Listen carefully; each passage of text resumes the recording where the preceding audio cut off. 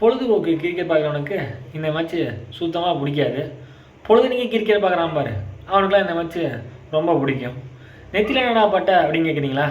வாழ்க்கையில் நிறையா பட்டேன், அதான் இந்த பட்டை. சரி, டாடா ஐபிஎல் வழங்கும் match number 5 LSG vs DC.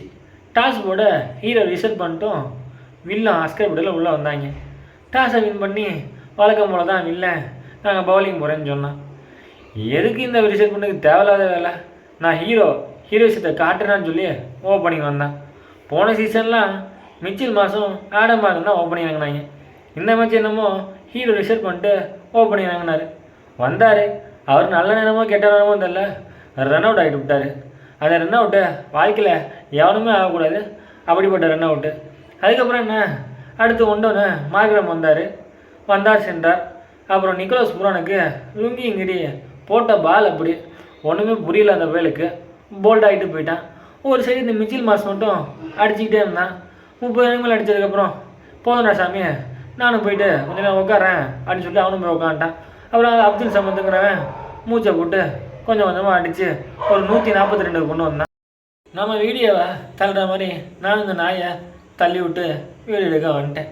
140 run தான் அடித்தாங்க.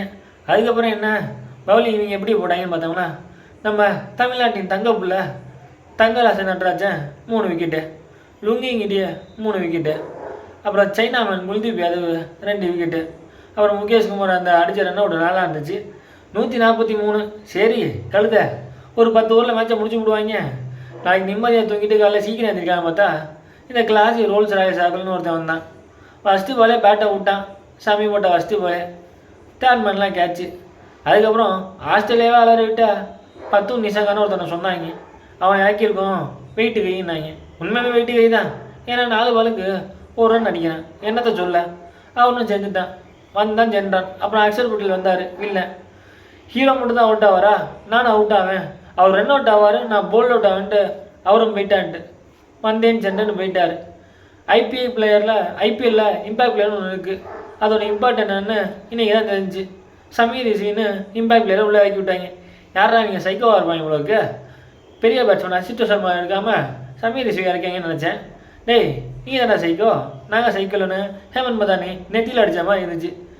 வந்தான், என்னடா இவன் போட்டு உலட்டுறான், டாட் பாலாக வாங்குறான், பேட்லேயே பண்ண மாட்டேங்குது, இவனை போய் இம்பேக்ட் பிளேயர்னு சொல்கிறாங்கன்னு நினச்சேன். பட் இம்பார்ட்டன்ட் என்னன்னா அவன் தான் மேட்சை முடிச்சு கொடுத்தான். ஸ்டெப்ஸு அவனுக்கு ஒத்துழைச்சான்னு சொல்லணும். மொத்தத்தில் இந்த மேட்ச் எப்படி இருக்குதுன்னு கேட்டிங்கன்னா, ரொம்ப சுமாராக இருந்துச்சு பொழுதுபோக்கு பார்க்குறவங்களுக்கு, ரொம்ப சூப்பராக இருந்துச்சு பொழுதுனைக்கும் பார்க்குறவங்களுக்கு. அப்படிதான் இருந்துச்சு மேட்ச்சு. இந்த மேட்ச்சுக்கு 10க்கு ஒரு 8 தரலான்னு நான் நினைக்கிறேன். இந்த வீடியோ பிடிச்சதெல்லாம் லைக் பண்ணுங்கள், ஷேர் பண்ணுங்கள். அப்புறம் என்னப்பா, அதை சப்ஸ்கிரைப் பண்ணிட்டு போய்ப்பா. நன்றி, வணக்கம்.